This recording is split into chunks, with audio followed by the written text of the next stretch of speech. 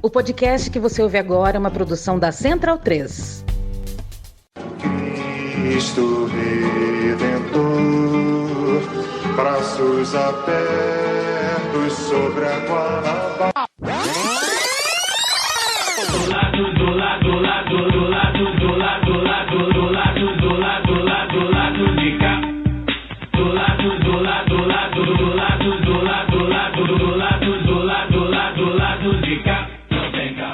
Bom momento, espectadores e espectadoras do Lado B, claro, bom momento aos ouvintes da Central 3. Hoje é quinta-feira, dia 7 de dezembro de 2023. Eu sou o Caio Belandi, direto do seu estúdio. Eu sou o Caio Belandi mesmo, tá, gente? Quem é esse rapaz aí, imberbe? Sou eu.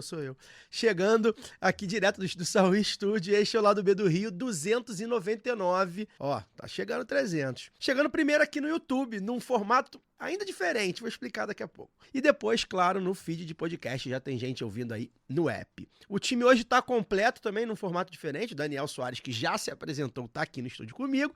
O Fagner Torres está online junto com a Luara Ramos. E aí, antes do boa noite para eles, vocês já sabem, né? Embora não seja uma live, ainda é importante que vocês assinem o canal, que vocês deixem seu like, que vocês comentem o que vocês estão achando do programa aí na caixinha de comentários, porque o YouTube, a gente sabe como é o algoritmo, a gente sua muito para conseguir furar esse algoritmo do YouTube, mesmo quando não, nesse caso que não é live, então a gente vai testar um MesaCast gravado no YouTube, enfim, a gente quer testar também esse formato, então pra gente é importante que você que é fiel ao nosso YouTube, deixe seu like, comente, enfim, interaja. A gente teve alguns problemas aí de planejamento, essas correrias que a gente tem, que vocês sabem que a gente tem, final de ano fica ainda pior, então a gente optou por fazer esse programa especial da parceria com o Normando Rodrigues Advogado, aqui gravado no YouTube, tá? A gente espera que a gente consiga pro ano que vem fazer mais as lives, fazer a live com mais planejamento, mais antecedência, pra galera participar mais, né, ganhar em interação, porque pra gente é importante. Luara Ramos, eu vou te perguntar se tá tudo bem, mas eu não sei se tá tão bem, porque chegou aí na tua casa, por engano, uma revista. E eu espero, eu tô com medo, né, que você tenha aberto essa revista aí, seu cérebro tenha derretido. Então, Um hebdomadário. Pois é, então eu já peço para que você não leia nem veja essa revista que chegou por engano. Boa noite. Oi, Caio, Fagner, Daniel. Um olá especial para nossa convidada de hoje, que logo será apresentada. E oi para todo mundo que nos vê e ouve a partir de agora. Então, Caio, essa semana eu tive uma experiência interessante, né, digamos, que até valeria um relato com mais detalhes, né, quem sabe rola aí. Então, vocês querem, quem quiser aí um relato maior sobre essa situação, comenta aí. Enfim, eu tive uma experiência com uma entrega privada de uma certa revista que eu sou assinante, né, de uma revista que tem nome de Estado, mas eu recebi um outro produto da mesma editora, né? Aquela revista lá com o nome de produto de limpeza. E aí eu entrei em contato e falei com o atendimento da editora, né? Falei, olha, eu sou assinante da revista com o nome de Estado, não com o nome de produto de limpeza. Como é que eu devolvo essa e recebo a que eu assino, né? Aí eles me falaram para ficar com essa revista e que eu receberia a que eu assino em até 3 dias úteis, né? Passados 3 dias úteis, eu recebi a revista com o nome de Estado. Só que enviaram a edição do mês de novembro, que eu já tinha recebido. Aí eu entrei em contato de novo, relatei tudo. E sabe qual foi a resposta, Caio? Eles falaram assim, desculpa, nós vamos enviar pelos Correios para ter garantia de entrega. As 2 primeiras entregas erradas foram feitas por transportadora privada. Logo para quem que eles fizeram isso, né? Nossa, pois é. E assim, a primeira com o produto errado, aliás, ela veio numa embalagem transparente que tinha uma etiqueta com o meu nome e o nome da revista certa. Só que dentro da embalagem transparente tinha a revista errada. Né? A solução, vamos usar o meio mais confiável de entrega, que é uma empresa pública. E aí, Caio, eu cometi, né? Eu abri a revista com o nome de produto de limpeza e tinha lá, entre outros, né, um artigo muito raso, mas tão raso, sobre a política de reestatização de refinarias que a Petrobras finalmente assumiu. E aí eles dizem que concorrência melhora a qualidade da prestação de serviço, né? Mas eles perdem dinheiro e tempo com erros que, sinceramente, eu nunca tive com a ECT, né? Com a Empresa Brasileira de Correios e Telégrafos. E é impressionante, porque eu só tive problema com transportadora privada até hoje.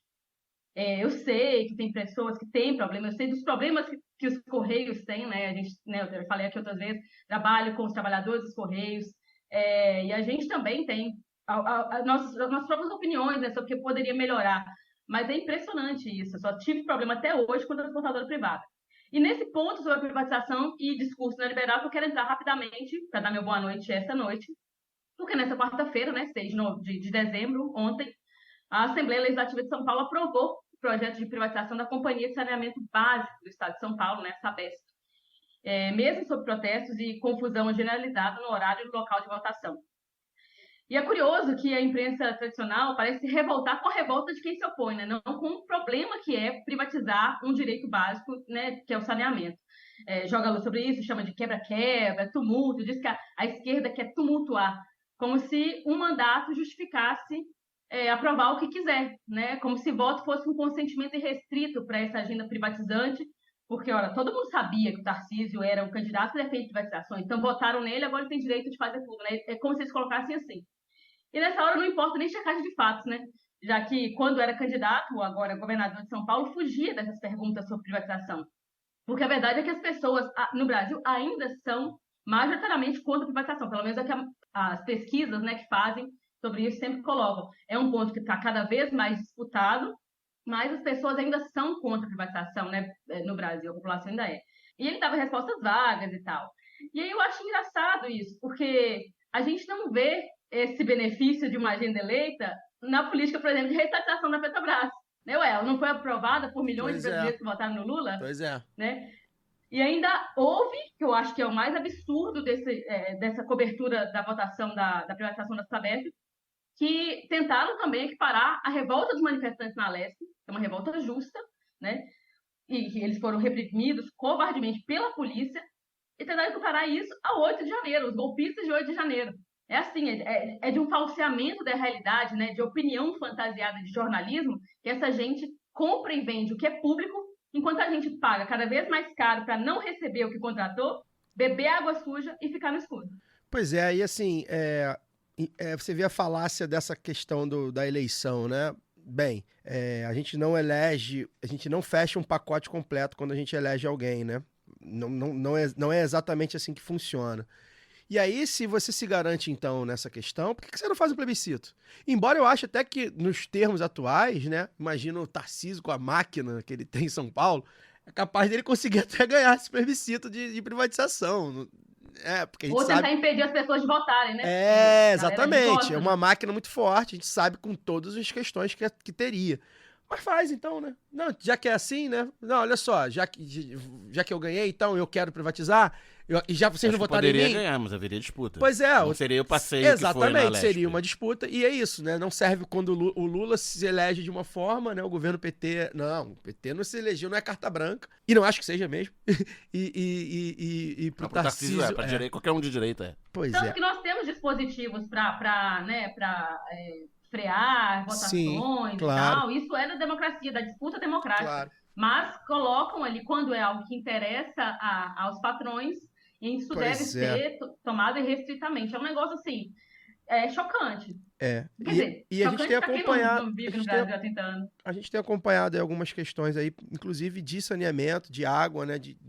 Já de países que estão revertendo a privatização e tal.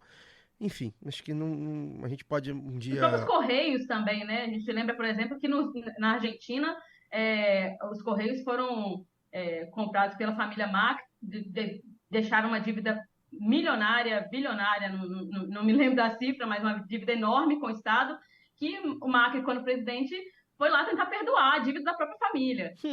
Os CTTs de Portugal, né, os Correios de Portugal, foram privatizados, teve um monte de problemas, já tem gente que discute reestatização, mas isso é uma questão lá em Portugal, e hoje tem denúncia deles financiando movimentos de extrema-direita. Um negócio que era público, né? Um negócio que servia à integração do país, como todos os Correios, né, no mundo. A gente só tem 8 Correios privatizados no mundo. Isso quer dizer alguma coisa, né? Os Correios dos Estados Unidos, que vivem dando prejuízo, que deu prejuízo bilionário esse ano, inclusive, são públicos. Eles mantêm o caráter público porque é importante, inclusive, para a segurança nacional. Mas aqui a gente está discutindo que há ineficiência. Aí eu falo pra vocês, eu só tive problema até hoje com transportadora privada. Eu fico imaginando a cara também de quem assina a revista com o nome de produto de limpeza e recebeu uma revista com o nome de estado, né? Eu não sei como é que tá a cabeça dessa pessoa. Eu acho que deve estar melhor que a minha. Tive que ler Com certeza. com, Pode ser, né? Pode nome ter de produto de limpeza. um concertinho. Fagner Torres, vou falar de coisa boa, né? A gente que tá aí às voltas com a famosa onda de violência do Rio. A gente já pincelou sobre isso, mas estamos convivendo, né?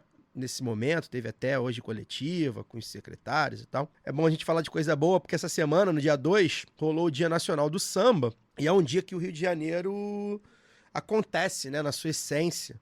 Né, tem rodas de samba espalhadas pela cidade inteira, simbolizada bastante ali no trem do samba, né, que sai da Central, vai até Madureira.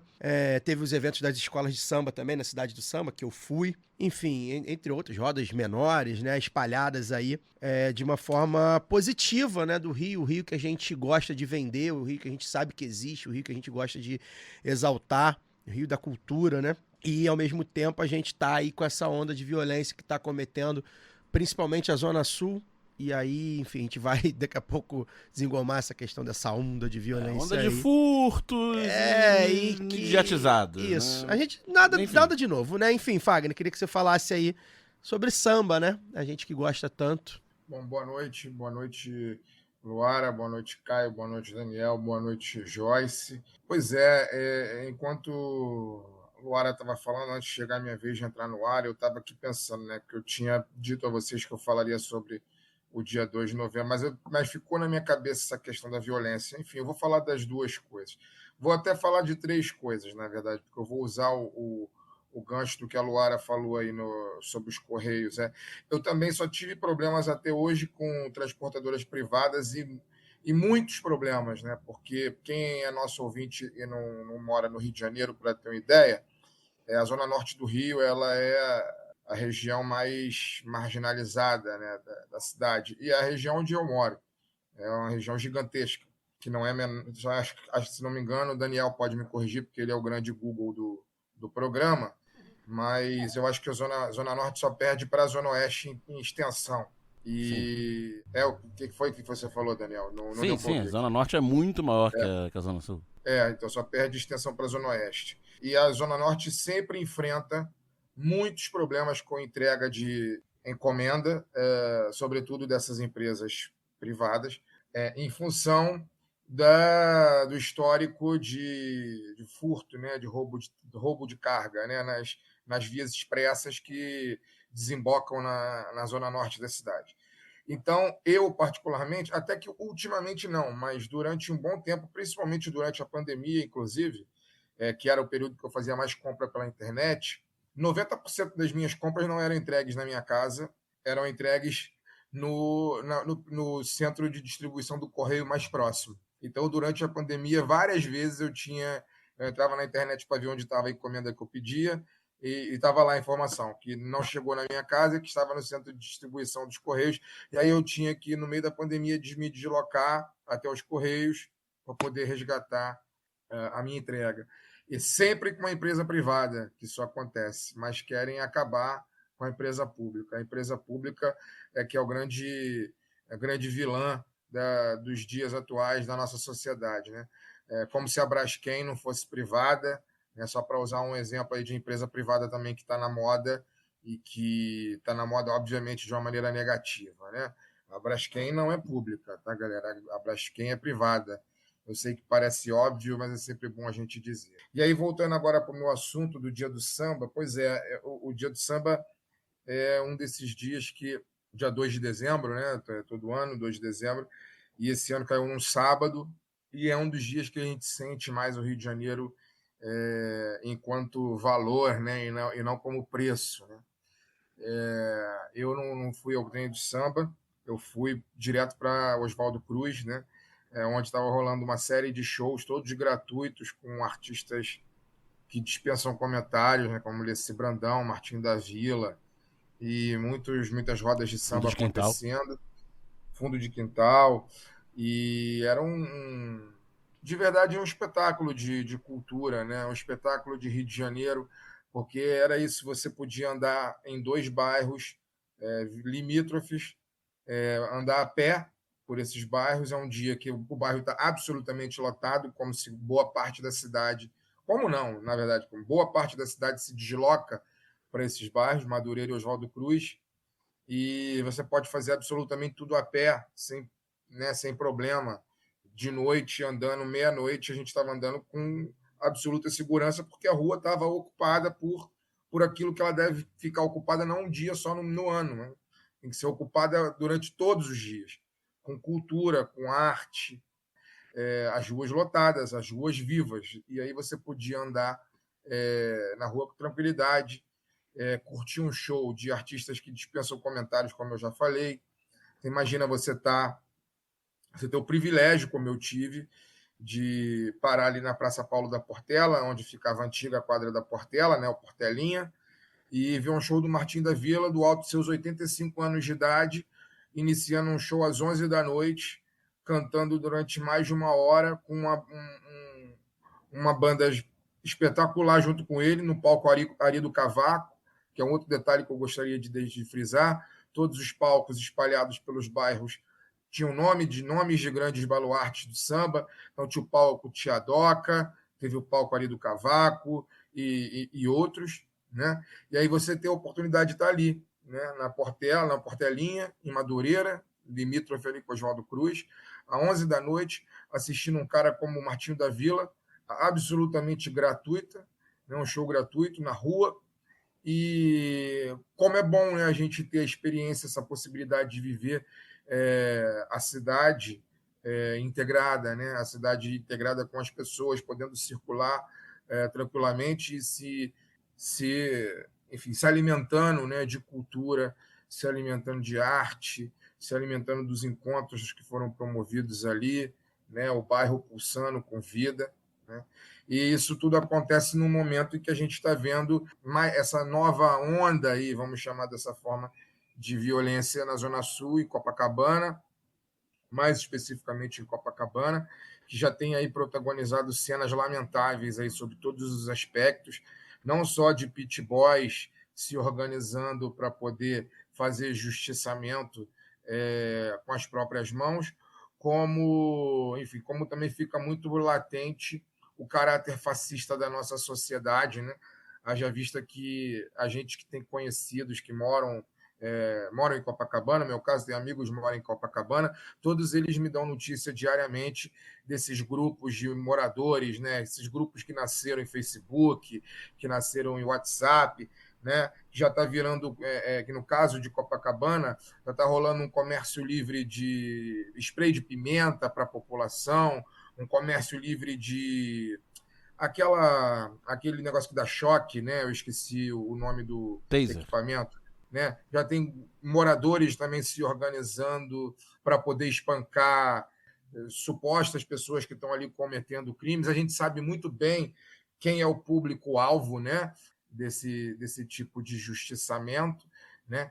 E uma ausência completa do poder público, o que faz muito, no meu caso, eu estou falando por mim, não falo por ninguém, faz com que eu desconfie muito, né, dessa suposta onda. Acredito que existem interesses por trás de aquela famosa frase, né, do Marcelo Yuca, né? Tem alguém querendo, né, enfim, oferecer a violência para poder vender a paz, né?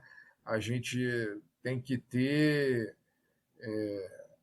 um pouco de olho aberto aí com as notícias, um pouco mais de senso crítico com tudo isso que está acontecendo.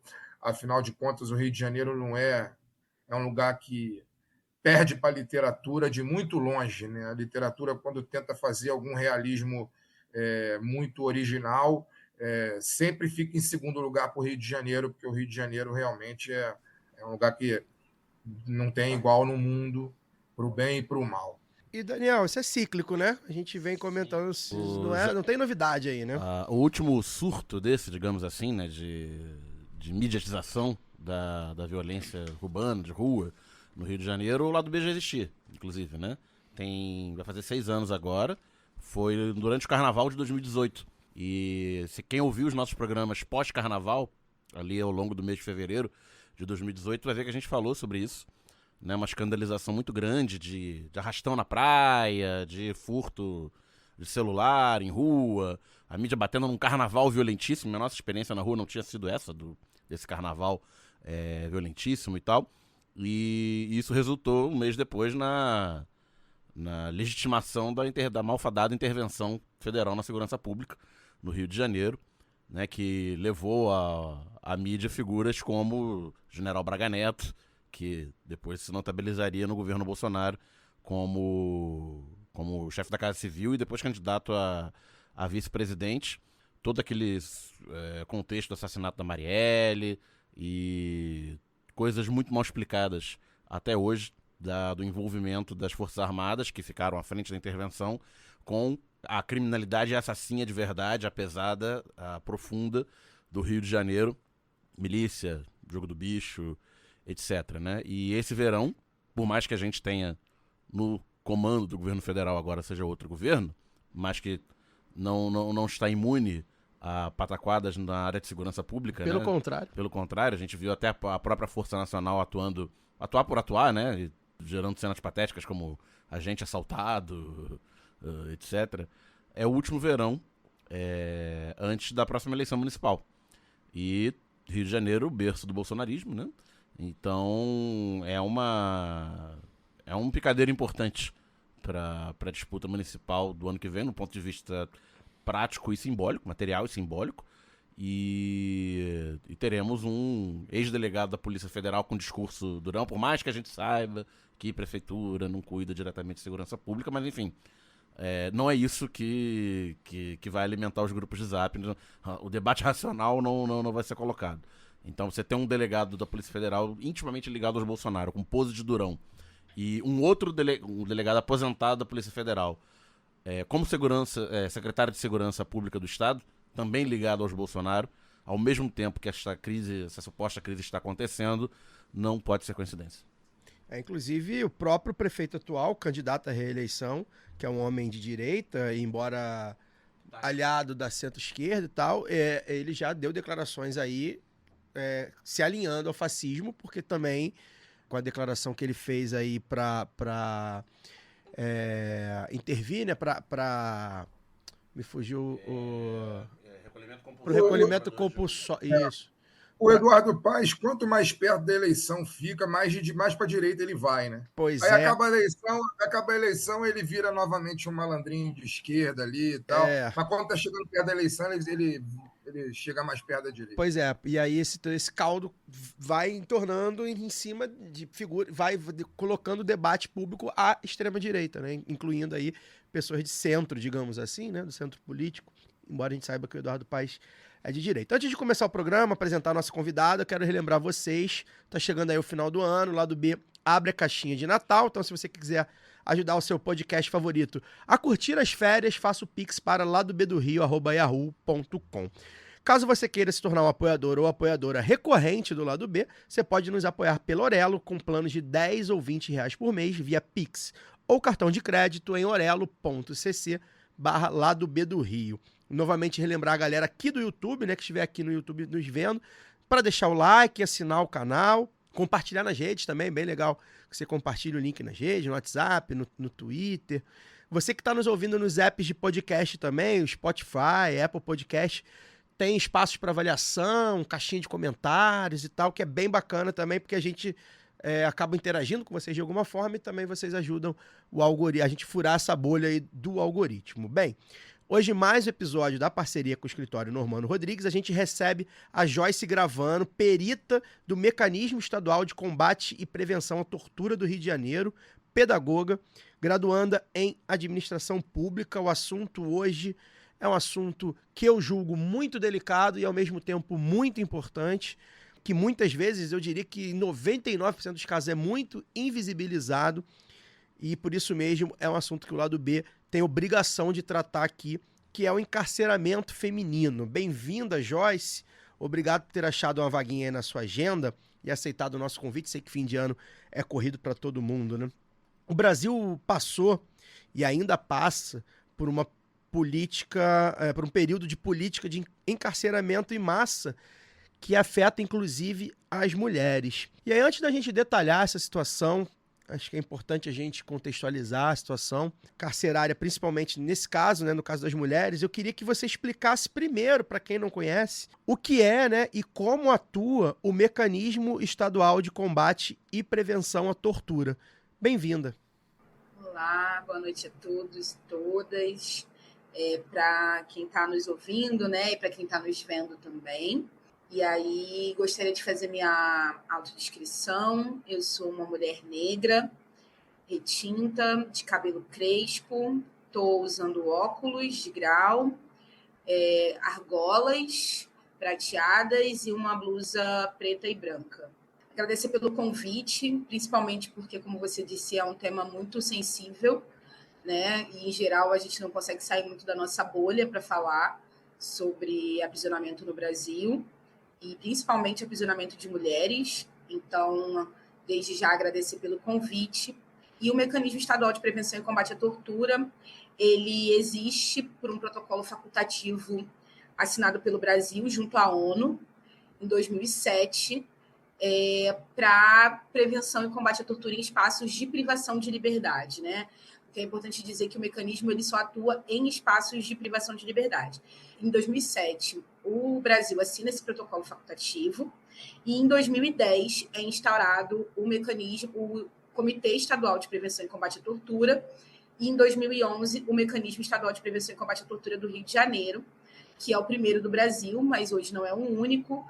A gente tem um mecanismo também da Paraíba, Rondônia, Acre, e temos o mecanismo nacional, que fica em Brasília. E aí, para que a gente existe, né? A gente existe como fiscalização e monitoramento de espaços de privação de liberdade. E aí a gente não está falando só de cadeia, né?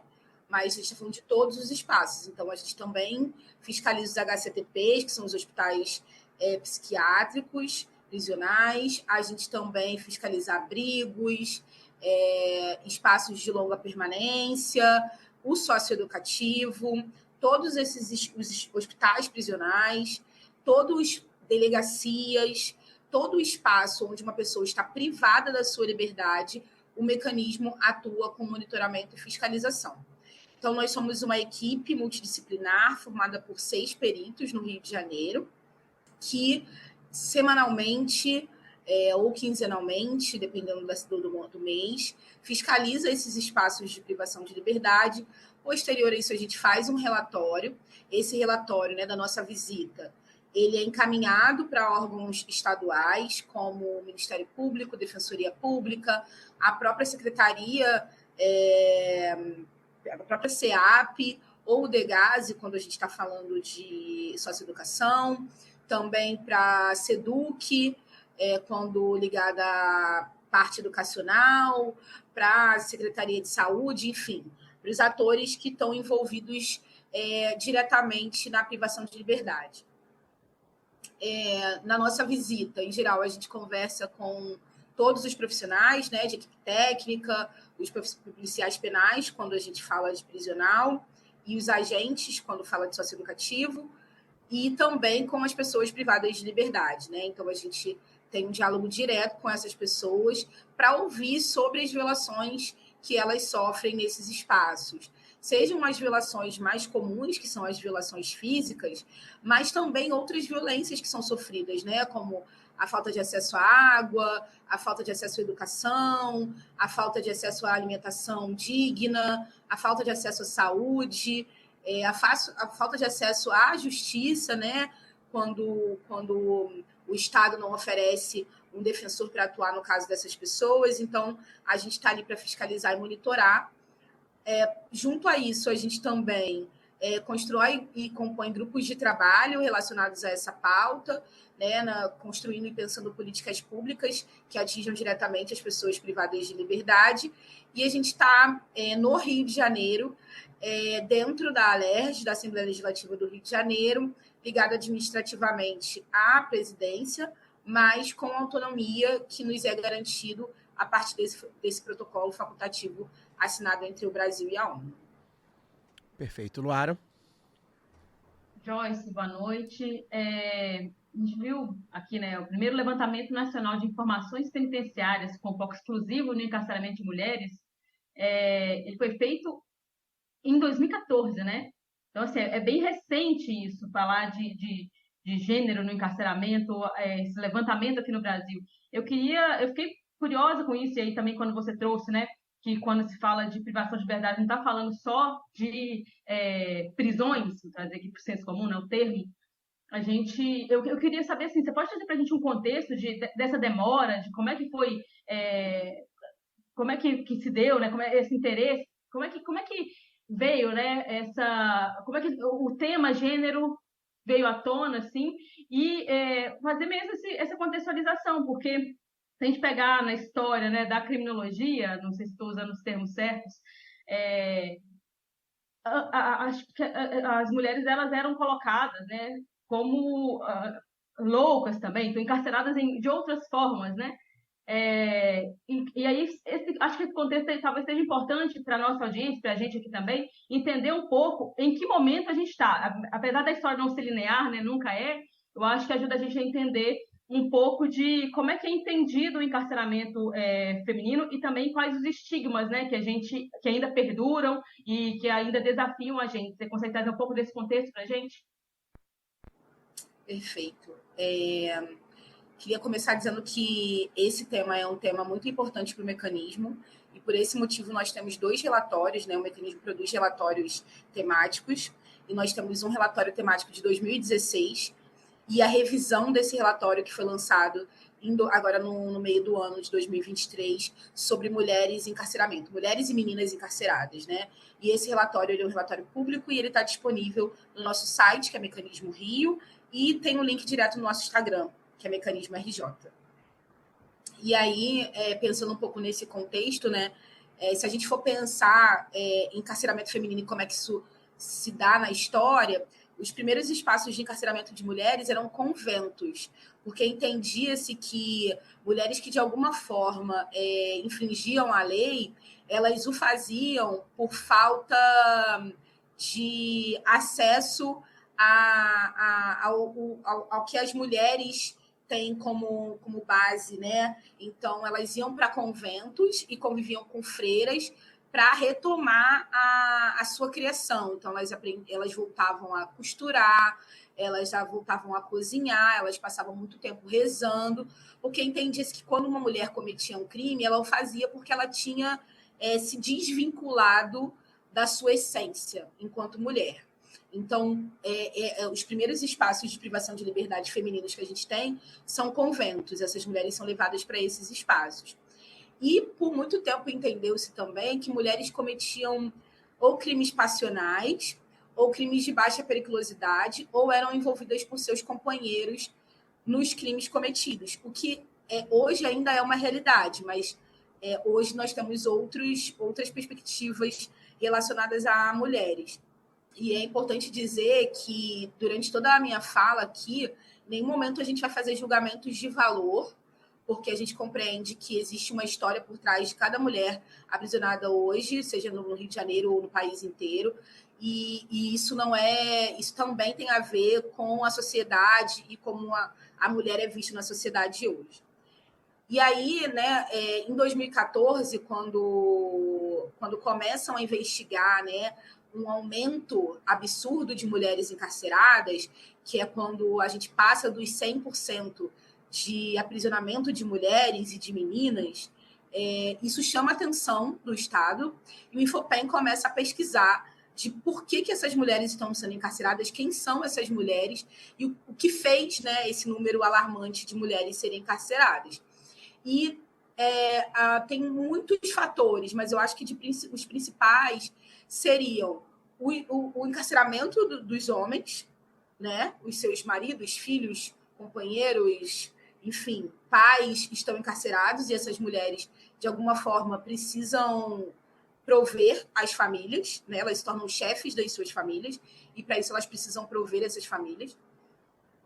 E também uma ascensão dessas mulheres em postos hierárquicos do poder paralelo. Também há um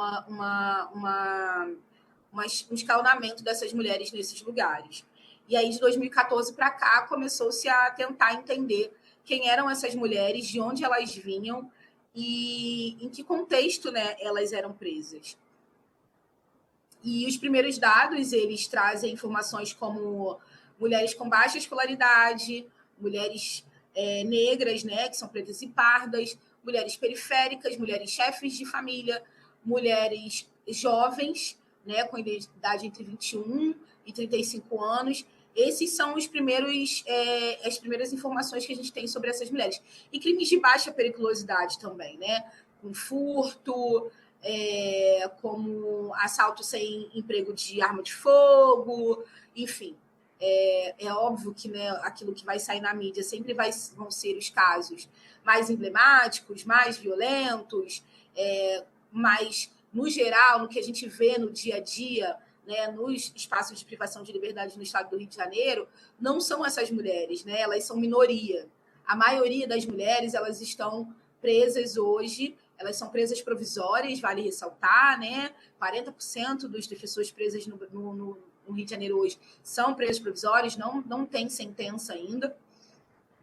E são mulheres com crimes de baixa periculosidade, mulheres que são mães, e isso, inclusive, vai contra o marco da primeira infância, que diz que mulheres que cometem crimes de baixa periculosidade e são réis primárias, essas mulheres deveriam cumprir, né, esperar o seu julgamento, sua sentença, em liberdade, por terem filhos menores de 12 anos ou com alguma dependência. E esse é o cenário com que a gente se depara e com que a gente tem, né? Como eu falei, a gente tem um relatório de 2016 e que é revisto em 2023, e acho que se alguma coisa realmente mudou é o número de meninas adolescentes presas no socioeducativo, né? A gente tem um número muito maior hoje de adolescentes privadas de liberdade, né, no socioeducativo, e também uma faccionalização dessas mulheres, diferente dos homens. As mulheres não têm suas unidades prisionais divididas por facção, né? Como os homens, você tem aí cada facção com uma unidade prisional. As mulheres não, elas têm por cadeia as que têm uma pena mais longa, que ficam no Talavera Bruce, ou com uma pena menor, que ficam no Instituto Santo Expedito. As mulheres do semiaberto, que ficam no Oscar Stevenson, e também as mulheres que acabaram de entrar. Então, elas são divididas muito mais por pena do que por essa questão da faccionalização, e isso, inclusive, é um dado importante que consta no nosso relatório, porque isso vem criando, inclusive, questões internas dentro das próprias unidades. Peço licença para dar uma pausa no programa e apresentar os nossos parceiros. O sorteio para apoiadores e apoiadoras do Lado B é um oferecimento da Camisa Crítica. Ouvinte também tem 10% de desconto no cupom Lado B no site www.camisacritica.com. E tem novidade, a Camisa Crítica colocou sua banquinha para revenda de seus materiais no Sol e Sombra, bar que fica no bairro Bela Vista, em São Paulo. E vale lembrar que tem Camisa Crítica também aqui no Rio, no Armazém do MST, e na Livraria Leonardo da Vinci, ambas no centro do Rio. Torcer para a Camisa Crítica chegar logo em mais cidades. Camisa Crítica, criada para uma esquerda que não tem medo de dizer seu nome. E que tal aprender inglês, espanhol ou francês de maneira leve, dinâmica, com afeto e senso crítico? Conheça a WeCreate, o curso de idiomas parceiro do Lado B. Acesse www.wecreateidiomas.com. Sigam também nossos parceiros nas redes sociais. Obrigado pela atenção e voltamos ao programa. Boa noite, Joyce. Prazer te receber aqui. Queria que você continuasse, né, na esteira do que você acabou de falar, que você contasse para a gente como é a atuação e a vivência do mecanismo, né, num Estado extremamente fascistizado como é o Rio de Janeiro. Assim, o Brasil inteiro, de uma maneira geral, ele pode-se dizer fascistizado, embora o governo atual federal não seja de cunho fascista, mas a nossa sociedade é extremamente fascistizada. E aí eu fico pensando, e queria que você compartilhasse com a gente, como é essa experiência, sabendo que socialmente as pessoas que estão privadas de liberdade, né, o senso comum lida com essas pessoas como pessoas que não têm nenhuma salvação, que se estão presas porque mereceram. Se você vai preso, você não pode querer que a prisão seja hotel, a prisão tem que ser ruim mesmo, né? O discurso é todo esse, né?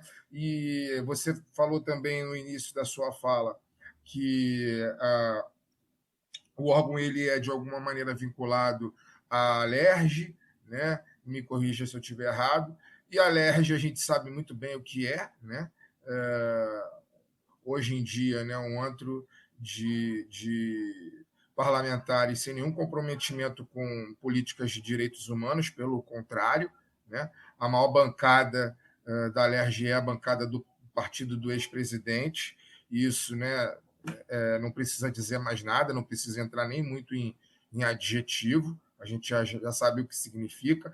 Então, como é essa atuação no seu dia a dia, tendo que não só estar atenta às violações, né, mas também fazer um trabalho acredito, né, fazer um trabalho de formação diária, política diária, né, de todas as pessoas com quem a gente convive, da importância que é as pessoas terem condições dignas em toda circunstância, independente da circunstância da vida que ela está vivendo, seja ela privada ou não de liberdade.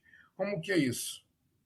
Então, como eu disse no início, né, nós estamos ligados administrativamente à Alerj. Em cada estado, os acordos foram feitos, né?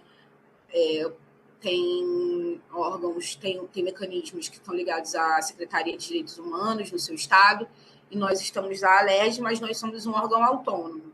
Então, a gente na verdade, não precisa, né, dar conta do nosso trabalho exatamente para casa, mas é óbvio que ter, né, hoje esse cenário que nós temos na casa dificulta um pouco o nosso trabalho, né?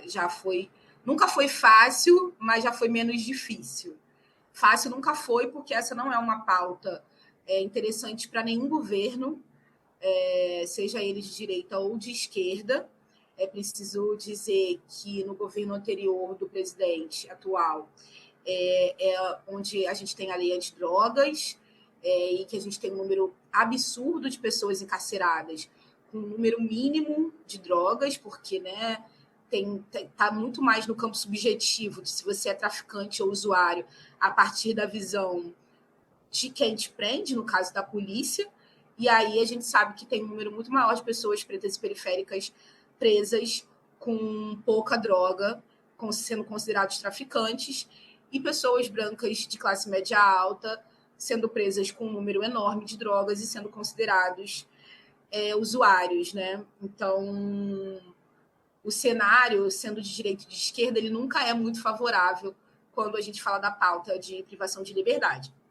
E, apesar da gente ter um presidente que já passou, de alguma forma, pelo sistema carcerário, né? De alguma forma, o Lula é egresso do sistema, mesmo a gente sabendo que ele, né, teve outro tipo de prisão.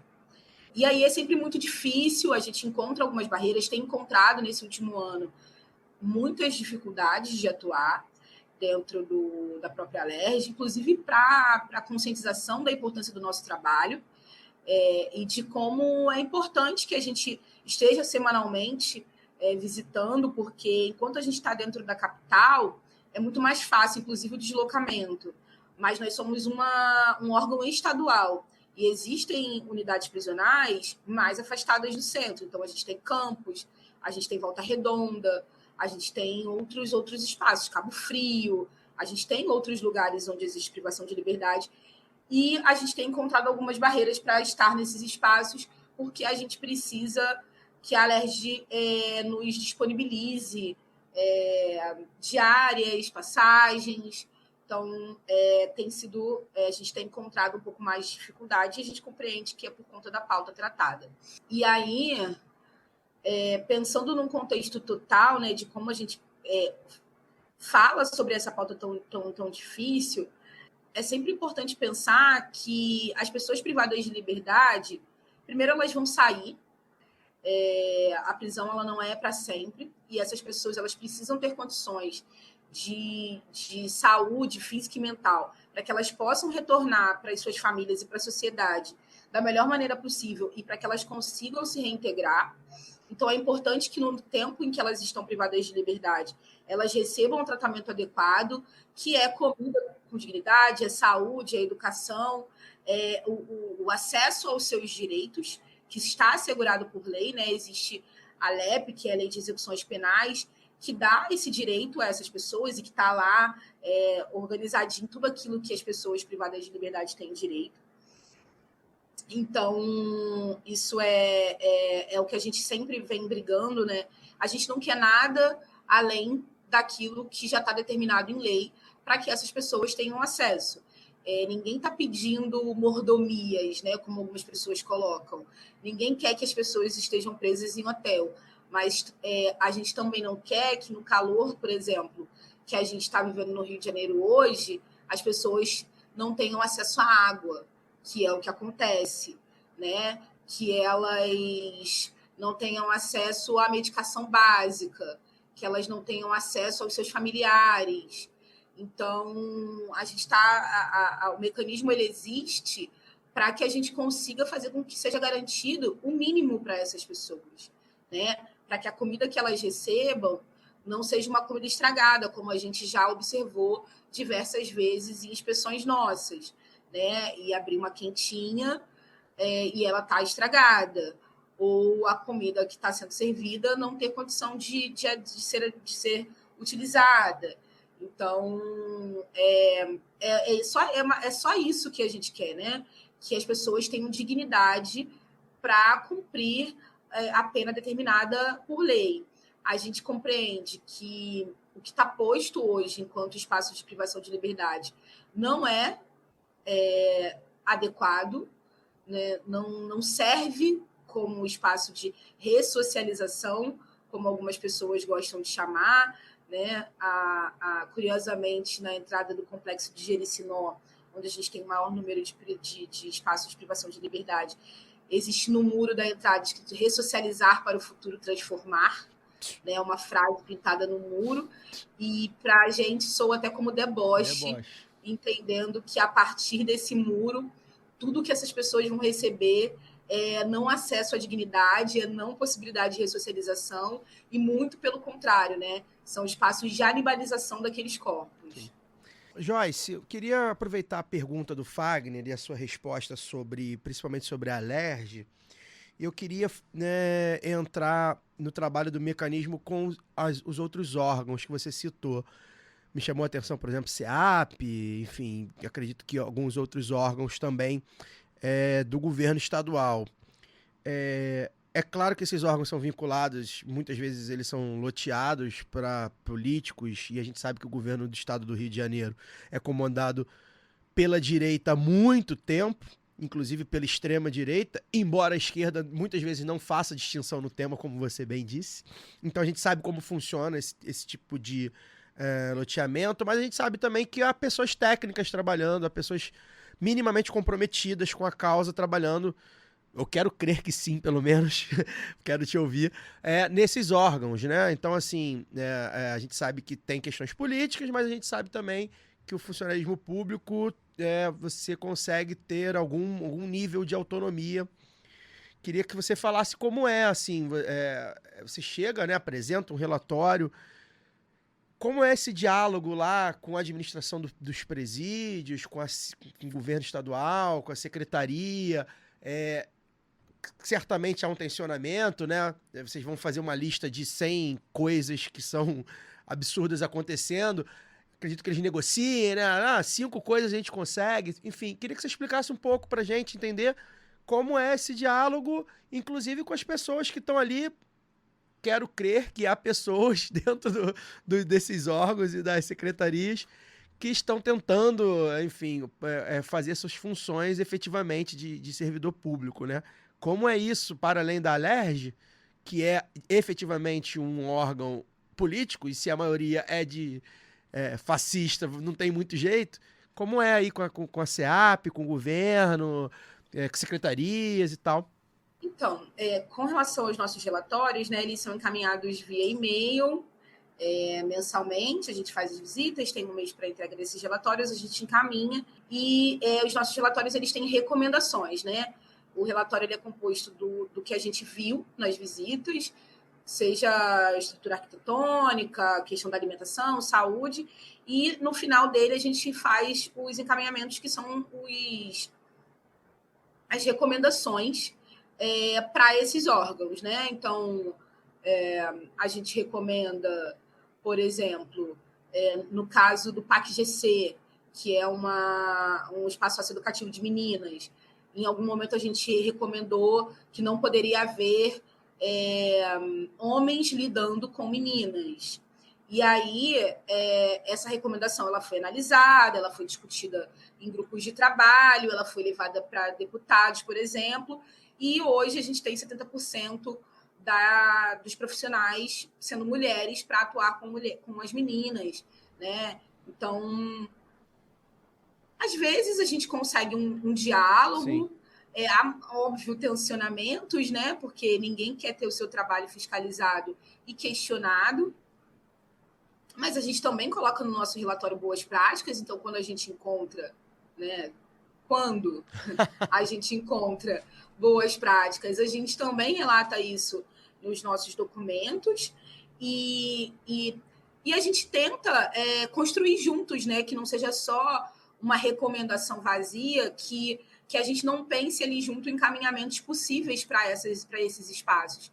E isso é muito feito nos grupos de trabalho, né? Existem muitos grupos de trabalho em que o mecanismo está e que o Ministério Público também está, em que a Defensoria Pública também está, em que a própria SEAP também está. E aí, nesses grupos de trabalho, a gente vai pensando possibilidades de adequação para esses espaços.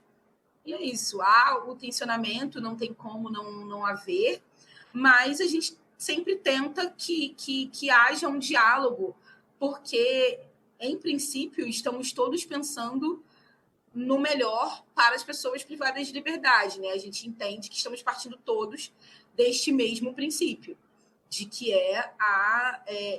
a qualidade no tempo em que as pessoas precisam estar privadas de liberdade. E aí a gente, óbvio, vai esbarrar com profissionais, seja na esfera do Ministério Público ou qualquer outra esfera, que tem uma dificuldade de entendimento sobre isso. E aí a gente vai ter ali alguns questionamentos, mas, em geral, a gente consegue pelo menos um diálogo para que a gente possa fazer, né, esses apontamentos daquilo que a gente encontra nas unidades. E a gente continua fazendo as recomendações até que elas sejam resolvidas, né? Porque a gente vai algumas unidades, a gente visita mais de uma vez ao ano, principalmente no socioeducativo, que é onde a gente encontra maior número de problemas. A gente visita mais de uma vez ao ano. Algumas unidades a gente visita recorrentemente, por exemplo, Talavera Bruce, que é uma unidade feminina para mulheres com penas acima de 10 anos, então a gente vai recorrentemente. Ou a UME, unidade materno-infantil, onde a gente tem mulheres gestantes, privadas de liberdade, são unidades que a gente visita com alguma frequência. Então, a gente consegue, inclusive, acompanhar se as nossas recomendações, se elas foram efetivadas. E aí, cobrar junto ao poder público que elas sejam efetivadas, dizendo, olha, a gente esteve lá de novo e vocês não fizeram nada a respeito. Olha, a gente esteve aqui de novo. Inclusive, nesse ano, a gente lançou um livro de recomendações, falando, inclusive, sobre as recomendações que foram acatadas pelo Estado, né, coisas que a gente conseguiu avançar minimamente, né, nesses 11 anos em que o mecanismo atua no Rio de Janeiro. Joyce, queria perguntar se vocês acompanham também, de alguma forma, a população egressa, né, do sistema carcerário para mulheres, e se você falou aí de similaridades e diferenças, né, entre o sistema para mulheres com o sistema masculino, se as mulheres egressas do sistema penal encontram o mesmo tipo de preconceito e dificuldade para reinserção em mercado de trabalho, né, considerando o perfil que você falou que é de população de baixa escolaridade, empobrecida, população negra e tal. Então, se elas encontram essa dificuldade adicional na inserção no mercado de trabalho por serem egressas, e se há também, se vocês têm esse dado, se a taxa de reincidência é significativa, como no caso do masculino. Lembrando sempre que uma taxa de reincidência significativa não significa uma maldade inerente das pessoas, aquele negócio de não ter jeito, mas uma ineficiência do sistema mesmo, né, que não consegue fazer a reinserção social. Então, todo o processo de aprisionamento das mulheres, ele é completamente diferente dos homens, porque as mulheres são vistas de forma diferente na sociedade. Então, por exemplo, a gente tem se deparado muito com alguns juízes da audiência de custódia, e acho que talvez valha explicar como funciona, né? As pessoas são presas, são levadas para a delegacia, e aí da delegacia elas são encaminhadas, pensando na capital, né? Elas são levadas para Benfica, e em Benfica elas passam por uma audiência de custódia, isso pessoas presas em flagrante. Elas são levadas para uma audiência de custódia, onde um juiz vai determinar a manutenção ou não desta prisão, a partir dos dados dessa pessoa quando foi apreendida. Não é o julgamento do mérito, né, do que ela cometeu, mas se ela tem possibilidade de aguardar o julgamento em liberdade ou se ela precisa aguardar a sua sentença ou o seu julgamento presa. E aí, o que a gente tem visto, principalmente de alguns juízes com as mulheres, é uma manutenção dessa prisão por serem mulheres. Em alguns juízes, em suas determinações, têm colocado, contrário ao marco da primeira infância, que diz que essas mulheres precisam voltar para casa para cuidar dos seus filhos, que ele vai fazer a manutenção dessa prisão porque elas não pensaram em seus filhos quando cometeram crimes. Então, elas são... É um malefício permanecendo próximo a essas crianças. É um agravante então, ser mãe, motivo, né? E não atenuante. Exatamente, é um agravante ser mãe e não atenuante. E aí ele faz a manutenção dessa prisão para que essas mulheres não tenham acesso aos seus filhos e não sejam aí, né, uma má influência de alguma forma. O que é absurdo, mas que a gente percebe que é um olhar machista para essas mulheres, porque homens também são pais, né? E ninguém nunca colocou numa sentença, no despacho de manutenção ou não da prisão, que manteria um homem preso para que ele não tivesse acesso aos seus filhos porque ele era uma má influência. Mas a gente já leu isso em relatos de juízes da custódia relacionados a mulheres. Então, já no momento da prisão, a gente consegue ver uma distinção entre homens e mulheres. E aí, durante todo o processo de encarceramento, a gente consegue identificar isso, seja no afastamento que acabou ocorrendo entre essas mulheres e seus filhos, no abandono dessas mulheres no sistema carcerário, dos seus companheiros, dos seus familiares, seja por uma falta de dinheiro, porque essa mulher era quem provia esse lar e essas famílias não conseguem ir até o sistema, seja porque essa mulher está sendo punida por ter cometido algum tipo de infração. Então, a fila, né, da visita das mulheres ela é muito menor do que dos homens, então as mulheres recebem muito menos visita do que os homens, porque quem visitam os homens são as mulheres. A falta de acesso... E eu presumo que quem visita as mulheres são outras mulheres, em sua maioria. Mães, sim, irmãs, são filhos. Suas mães, amigas, irmãs, companheiras. Os direitos básicos dessas mulheres, eles também são negados nos espaços de privação de liberdade, né? As subjetividades do corpo feminino, em geral, eles não são respeitados, as necessidades dessas mulheres, sejam coisas simples, como mulheres precisam fazer preventivo anualmente para evitar doenças, e isso não é respeitado, não acontece, seja o acesso à medicação, e aí, né, nesse caso, a gente está falando de mulheres cis e de mulheres trans, porque a gente tem um número de mulheres trans também no sistema, e que é muito invisibilizado. Os relacionamentos dessas mulheres não são respeitados no cárcere, as mulheres não têm direito a parlatório no cárcere, né? Elas só conseguem fazer parlatório se o seu companheiro estiver também privado de liberdade, e aí ela vai para a unidade do seu companheiro, e isso também é uma dificuldade. Mas as mulheres, o companheiro dessas mulheres não podem ir até a unidade para fazer parlatório. Então, muitos direitos são negados a essas mulheres durante o cárcere. E aí, quando da sua saída e do seu retorno, de alguma forma, para a sociedade, isso também é colocado, né? Porque essa mulher ela é duplamente culpabilizada. Então, ela já tem o estigma de ser uma egressa do sistema, uma mulher sobrevivente do cárcere, e por ser uma mulher. Então, ela encontra muitas barreiras no acesso a trabalho, no acesso à educação, inclusive, às vezes, no próprio retorno para sua família. Muitas mulheres não conseguem retornar ao convívio familiar, muitas perdem o direito aos seus filhos nesse processo. O mecanismo não consegue acompanhar efetivamente as egressas, porque a gente precisa acompanhar, né, as pessoas privadas de liberdade, mas pessoas que estão cumprindo privação de liberdade em meio aberto, né, que é quem está de tornozeleira, quem está de PAD, enfim, com algum regime mais em meio aberto, a gente consegue acompanhar. E a gente acompanha também as familiares, né, os familiares de pessoas privadas de liberdade.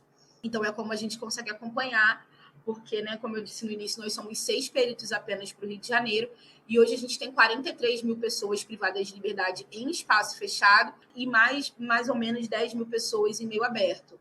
Então, assim, é um número bem grande de pessoas para que a gente consiga, né, dar conta de todo o serviço. Muito interessante ouvir a Joyce falar, gente, porque você está trazendo para a gente a concretude dos relatórios, do que vocês fazem, do trabalho que o mecanismo desempenha. E a minha última questão, na verdade, é mais uma tentativa, né, de aproveitar a sua participação aqui para ajudar a gente a pensar, porque eu vejo com muita preocupação isso que você trouxe, assim, de não haver distinção entre direita e esquerda quando a gente fala de um discurso punitivista. E mesmo a esquerda mais bem intencionada, vou chamar assim, parece que as coisas não são trazidas para essa concretude, né? A gente fala em antipunitivismo, a gente fala em combate, enfim, da polícia militar como a gente conhece, enfim, e aí parecem coisas distantes.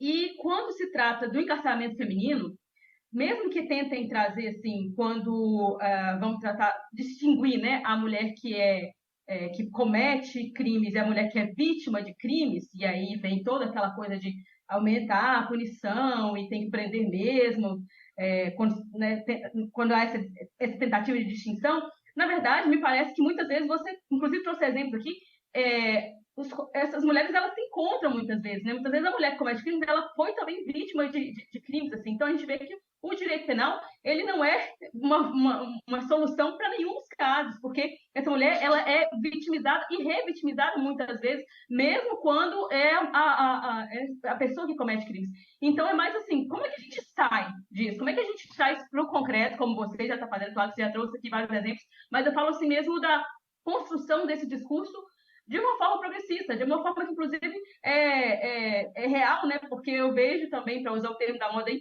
um terraplanismo no discurso, né, punitivista, na questão da segurança pública, enfim. E isso me preocupa muito, porque eu acho que age muito na pacificação da sociedade, como o Fagner trouxe na pergunta dele. A gente vê até nas bolhas ali do nosso Twitter, o pessoal falando, usa-se muito a expressão, né? Nós estamos aqui no lado B do Rio, e falando de quem trabalha diretamente no Rio de Janeiro, a maior parte aqui do nosso público, eu acredito, o Rio de Janeiro acabou. É costume dizer isso, né? E como se estivesse entregando as contas. E eu sempre falo que a gente não tem como, nem porquê, a gente tem o dever de continuar lutando.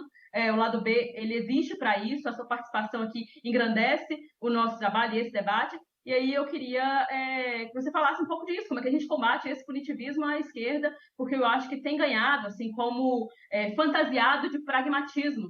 E eu vejo com muita preocupação, porque as pessoas estão sofrendo, né? As pessoas encarceradas, elas ainda são pessoas. E acho que o maior traço do encarceramento no mundo todo, mas aí num país tão desigual como o Brasil, tão desigual e que prende tanto e prende mal, aí não me entenda mal, né? Falando que prende indevidamente e tudo, esses recortes precisam ser feitos porque a gente está falando de uma desumanização, né? Como é que a gente reumaniza essa esquerda que adotou o punitivismo como pragmatismo? Acho que a pergunta seria mais ou menos essa. Eu penso que a gente precisa voltar bem antes do processo de encarceramento para começar a pensar como é que a gente constrói o desencarceramento. Porque o encarceramento em massa ele é o final, ou pelo menos quase o final, de um processo que começa na falta de acesso, em sua maioria. Né? Dando um exemplo prático, por exemplo, o que a gente está vendo agora em Copacabana, né? Que são os adolescentes, principalmente são adolescentes ou jovens, cometendo furtos e roubos e agressões. E essas pessoas, e esses adolescentes e jovens, eles vão para o sistema prisional, né? Seja processo educativo ou prisional, eles vão ser apreendidos ou presos. E aí não se compreende, e até na fala de vocês eu trouxe, eu fiquei pensando sobre isso, que é quais foram os booms dessas guerras, né? Carnaval de 2018 e Natal de 2023. Por que são datas tão emblemáticas? Porque é quando a sociedade mais diz que você precisa ter, que você precisa ser, só que nada disso chega nesses territórios.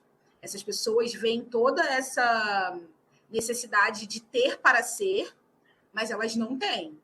E aí, automaticamente, elas vão invadir a Zona Sul, que é onde você tem para ser. E aí, as pessoas acham que isso vai ser resolvido com encarcerar essas pessoas. E não vai resolver, porque elas vão ficar 1, 10, 15, 20 anos privadas de liberdade, mas ela vai voltar para a sociedade, ela vai voltar muito pior do que ela entrou, porque a cadeia é um espaço extremamente violento e violador. Então, não tem como você voltar melhor. Você só tem como voltar pior desse processo. E aí a gente precisa pensar no antes. A gente tem uma educação de qualidade? A gente tem uma educação inclusiva para essas pessoas? A gente está pensando que essas pessoas precisam ter os seus direitos assegurados? Elas estão recebendo o olhar do Estado como deveria? Não, elas não estão. Elas não estão. E aí elas vão buscar serem vistas de alguma forma. Eu escuto muitos adolescentes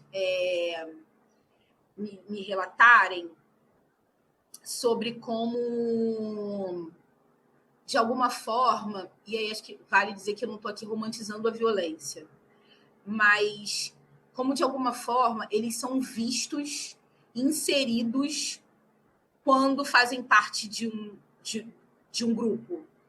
Porque, em geral, eles são invisibilizados. Quando é que esses adolescentes que estão na mídia hoje por conta desses arrastões em Copacabana são vistos? Quando eles são presos, quando eles são mortos ou quando eles estão cometendo crimes. Porque, em geral, eles não são vistos pelo Estado nem pela sociedade. Eles são completamente invisibilizados. Os adolescentes da Maré, por exemplo, aqueles que ficam sem escola cada vez que tem operação, eles não são vistos. Eles só são um número. Mas quando eles, de alguma forma, infringem a lei, aí eles são vistos. Aí eles viram matéria de jornal. Aí eles são um problema para o Estado.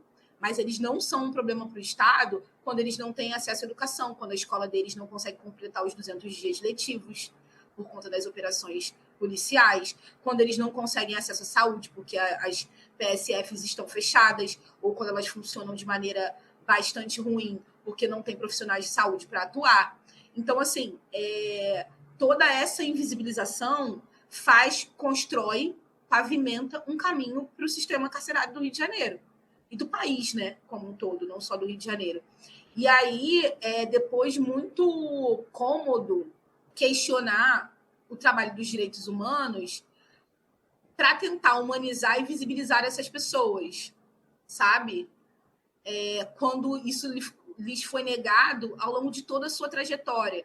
E óbvio que a gente vai encontrar casos diferentes, né? Porque as pessoas costumam usar a exceção para justificar a regra. Ah, mas tem fulaninha que era rica e cometeu um crime. Mas fulaninha é uma exceção à regra. A regra do sistema carcerário hoje, no Rio de Janeiro, são pessoas presas por crimes de baixa periculosidade, sem emprego de uso de arma de fogo e violência. Esse é o perfil das pessoas presas hoje, em sua maioria. A minoria lá cometeram crimes midiáticos, né? Assassinaram o marido, enfim. Esses casos, eles são minoria. Em sua maioria, são essas pessoas que estão encarceradas. São as mulheres que roubaram uma lâmpada porque os seus filhos não aguentavam mais ficar no escuro. E o juiz determinou a manutenção da prisão dessa mulher. Sabe? São casos como esse que a gente se depara. Pessoas com saúde mental fragilizada que não têm acesso aos CAPs e à saúde como um todo, no geral, no SUS, por conta de uma saúde sucateada, e que acabam, de alguma forma, infringindo a lei. E aí, quando elas vão parar no sistema, elas são, mais uma vez, invisibilizadas. Então, o mecanismo ele existe com esse sentido, né? De trazer um pouco de luz para essa pauta e para dizer, olha, essas pessoas estão aqui, elas precisam ser vistas, a gente precisa lidar com isso, porque é real, são 43 mil pessoas, a gente está falando de muita gente, sabe? E essas pessoas, elas precisam ser vistas e serem vistas na sua totalidade, não só pelo crime cometido, mas por toda a sua história, porque toda pessoa privada de liberdade tem uma história anterior. Ela não começa a viver no momento que ela é aprisionada. Isso é só parte da história dela. E quando ela é posta em liberdade, essa história continua, né? E ela não pode continuar sendo só vista pela história que ela viveu no momento em que foi privada de liberdade. É um depoimento muito forte que você deu agora, muito importante para a gente, né? A gente acompanha um trabalho já do mecanismo já há algum tempo. A gente já trouxe o nosso camarada Fábio Cascardo aqui 2 vezes, se eu não me engano. Ele que fez essa ponte aí para a gente chegar até a Joyce. É um assunto muito delicado que acho que vem bem a calhar nesse momento, porque a gente tem que falar sobre isso, exatamente como a Joyce falou, nesse momento que a população jovem negra do Rio de Janeiro, principalmente a masculina, né, fugindo um pouco do tema, mas tem a ver também, é nesse momento que ela está sendo vista, né, nesse momento que a gente vê os famosos ônibus que se parecem com navios negreiros, né, como o cantor Chico Buarque, entre outros tantos cantores também. E acho que é muito importante, foi muito importante essa sua fala, né, essa sua fala sobre escolas que ficam sem aula e ninguém liga, né, ninguém se comove mais. Quer dizer, a gente se comove, né, nossos ouvintes também, mas eu digo as pessoas como instituição, como sociedade, não se comovem. E aí, se porventura esse jovem, enfim, quiser roubar um celular na rua, aí ele é visto, aí ele é lembrado, espancado, preso, enfim. Muito forte sua fala, Joyce, foi muito importante ter esse papo aqui com você. Muito obrigado, tá? O nosso tempo já está se esgotando, mas eu acho que é óbvio que esse assunto também ele desdobra para vários outros assuntos que a gente pretende tratar aqui ao longo do tempo. Infelizmente, nesse momento não dá, mas também, infelizmente, a gente vai ter outros momentos para tratar desse assunto. Gostaria de que esse assunto não precisasse mais ser tratado. Vamos também depois desdobrar também essa questão do encarceramento feminino. A gente acho que tem mais assunto também para tratar. Queria falar muito sobre a questão das mulheres grávidas, enfim, sobre a questão da justiça, né? Muita coisa que é atropelada, né? A gente vê que tem muita coisa que é atropelada que a lei é rasgada para deixar essas pessoas presas. Enfim, muita coisa, mas eu acho que a gente conseguiu pincelar bastante esse tema. Agradeço demais a sua presença. A gente que foi meio corrida essa semana, então peço desculpas aí pela correria, mas deu tudo certo, foi muito importante tê-la aqui. Queria que você deixasse seu recado final, enfim, como é que a gente acompanha o seu trabalho, o trabalho do mecanismo. Muito obrigado, tá, Joyce? Nós, enquanto mecanismo, né, que estou aqui representando o órgão que eu trabalho, agradecemos o espaço. Como eu disse, é muito importante que a gente consiga furar um pouco a bolha e falar para o maior número de pessoas sobre essa pauta, que é o encarceramento, porque ele é um problema da sociedade como um todo, né? Ele é uma coisa que a gente precisa resolver juntos e não só com os familiares das pessoas privadas de liberdade e as pessoas privadas de liberdade. É um problema da sociedade como um todo e dos nossos governantes também. Então, obrigado pelo convite, por esse espaço de estar podendo falar um pouco do mecanismo aqui. Vocês encontram o mecanismo no Instagram, como eu disse, Mecanismo RJ. A gente está lá no Instagram, e no nosso Instagram tem um link direto para o nosso site. E no nosso site a gente tem lá todos esses relatórios, né? Os relatórios públicos das nossas visitas, onde as pessoas podem ler um pouco do que a gente encontra, tem fotos também dos espaços de privação de liberdade. não são fotos agradáveis de serem vistas, mas são importantes de serem vistas, para que as pessoas tenham noção do que a gente está dizendo, né, do que a gente está falando, da gravidade da situação que é o sistema carcerário no Rio de Janeiro hoje. E também tem os nossos relatórios temáticos. Como eu disse, a gente esse ano lançou, né, a revisão do relatório de mulheres e meninas encarceradas, então que a gente fala um pouco do tema proposto hoje aqui, né, das mulheres privadas de liberdade e outros temas que a gente já discutiu e que são importantes também.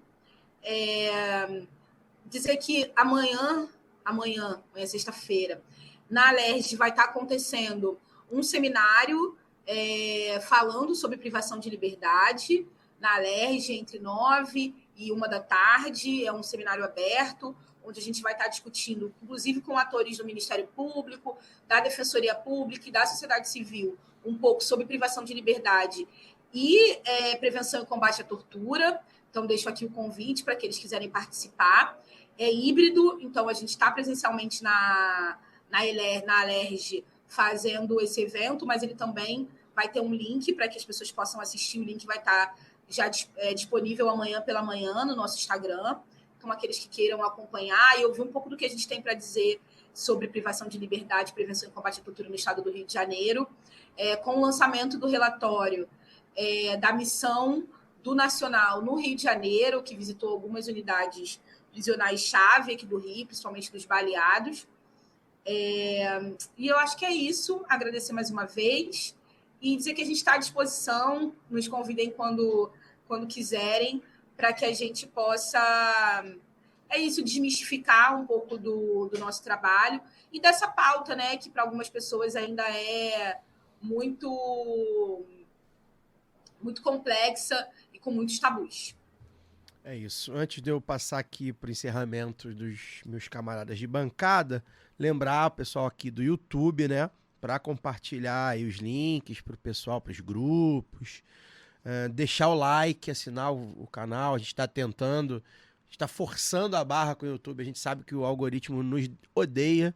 O tipo de conteúdo que a gente faz não tem alcance. Não é, pessoal, just business. Eles odeiam o nosso conteúdo. Pois é. Então a gente pede para vocês aí que interajam, comentem, enfim, façam perguntas. A gente pode repassar para a Joyce depois. Ou então, enfim, deixem suas declarações, o que vocês acharam do programa. Pra gente é importante, a gente está tentando furar essa bolha. Daniel, tchau. Tchau, gente. Ainda temos programas em dezembro até semana que vem com programa número 300. redondo, né? É uma efeméride, um programa número 300, muito maneiro. Estou aqui confirmando, já anunciamos o Padrinho Simas, ai dele se ele não vier. Fagner A gente Torres. vai lá na Afonso Pena. A gente vai lá gravar no Alfa. Fagner, valeu, obrigado, boa noite e até semana que vem. Valeu, obrigado, boa noite também. Agradeço a presença aí da Joyce, Luara, Caio, Daniel. Só antes de finalizar, mandar 2 abraços. Mandar um abraço para o Pedro Pereira, que é um ouvinte nosso, segundo ele me disse, de longa data, e ele encontrou comigo lá no Dia Nacional do Samba, lá em Madureira. Ele me reconheceu, veio conversar comigo, a gente trocou uma ideia. E um abraço para o Rodrigo Fonseca, que é um colega de trabalho meu, que eu não conheço pessoalmente, mas trabalha na mesma empresa que eu. Ele é de Belo Horizonte e é ouvinte, se revelou também ouvinte do programa já tem um tempo. Essa semana ele me disse que ouviu o programa de semana passada e me procurou para falar, para conversar. E mandar um abraço para o camarada que eu também, esse eu não peguei nome, mas se ele é ouvinte, ele vai saber quem é o que estou falando, né? Que ele me encontrou ontem no Maracanã, né? No jogo do Maracanã, e ele veio falar comigo e ele falou que eu não cumprimentei, né? Eu falei, eu fiquei assim, né? Tá, por que eu deveria cumprimentar? Ele falou, cara, porra, eu chorei no teu ombro no dia que o Fluminense foi campeão e você não lembra de mim, porra. Eu falei, cara, naquele dia eu não tinha condição de lembrar. E continua sem lembrar, né? Não sabe o nome do cara? Naquele dia eu não tinha condição de lembrar muita coisa, não. Nem nome, nem cara, nem nada. Mas é isso. Aí eu também acabei que ontem, nessa correria, ele veio falar comigo, isso foi uma conversa de corredor. Não deu para pegar o nome dele de novo, não, mas se ele ouvir o programa, ele vai saber. Então, sinta-se abraçado ao tricolor que chorou no meu ombro aí. Até a próxima. Luara, tchau, tchau, até semana que vem. Tchau, tchau, Caio, Daniel, Fagner. Obrigada mais uma vez, Joyce, e todo mundo que ficou com a gente até agora. E vamos desmistificar, né, Joyce? Como você bem disse, chega de mitos. A gente viu o que os mitos fazem com o país, só aprofundam essa crise que a gente precisa, na verdade, desafiar cada vez mais. E o Lado B está aqui para isso. Eu agradeço mais uma vez por poder ampliar os meus horizontes aí com debates tão fundamentais. Nem sempre confortáveis, né? Esse aqui, então, foi realmente muito difícil ouvir relatos como que a gente ouviu da Joyce, mas muito necessários para que a gente continue a pensar o Brasil que a gente quer, a sociedade que a gente quer, o mundo que a gente quer. É isso. Muito obrigado para você que ficou até aqui conosco neste programa, gravado no YouTube. Muito obrigado aos ouvintes do podcast. Semana que vem a gente volta com o formato tradicional, só áudio, ninguém vai precisar ver os nossos rostinhos. Forte amplexo, até lá. Esse podcast foi editado por Fernando Cesarotti.